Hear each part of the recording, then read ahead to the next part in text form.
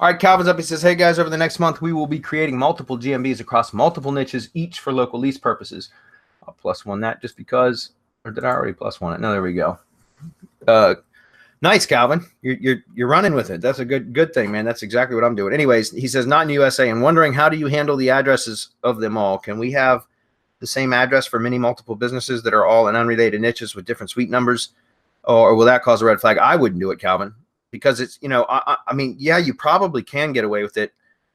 I just wouldn't do it, guys, because again, if you're going to build a business, don't you want it to be on somewhat of a solid foundation?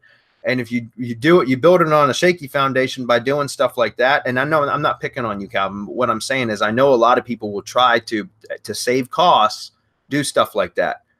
But are you really saving costs when you put a ton of time into building out a business where, and in Google, because you did something a bit spammy or that leaves a clear footprint, that Google comes and deletes or terminates all of your properties, then did you save money? No, you didn't. You lost a lot because you lost all that time and effort and any money that you put into those assets, right?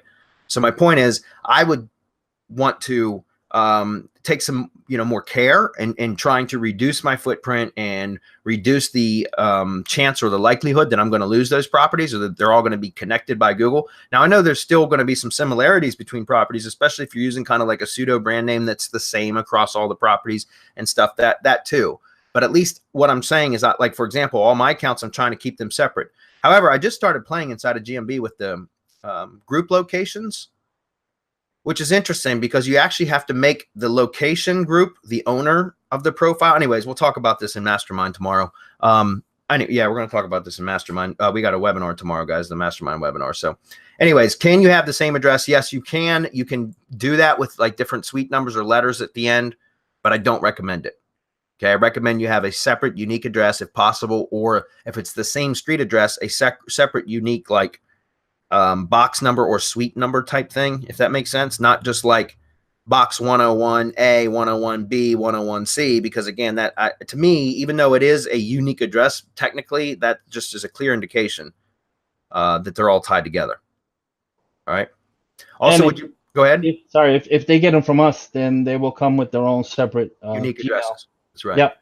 And their own Gmail addresses, which is part of the next question. He said, would you place each one into their own separate Google account and then use something like browseo for login? Yes, absolutely, Calvin. That is a requirement. And I talk about that very specifically in the Local Lease Pro training. There's absolutely no other way to do it, guys. You do not want, now look, you can tie all of the properties together with a manager account, which is what I'm doing. And that's why I just started talking about the location groups.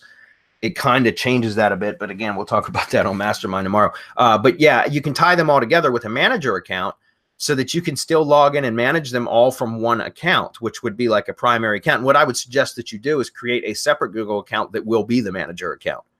And then you can actually add that account as a manager, so you can log into that one account and then manage many GMB profiles. But don't assign yourself as the owner, because if the owner account gets terminated, or I think now it has to be the primary owner account that gets terminated for you to lose the GMB. But they can terminate a manager account and or a owner account, I believe. But as long as the primary owner account isn't terminated, the GMB should stay live.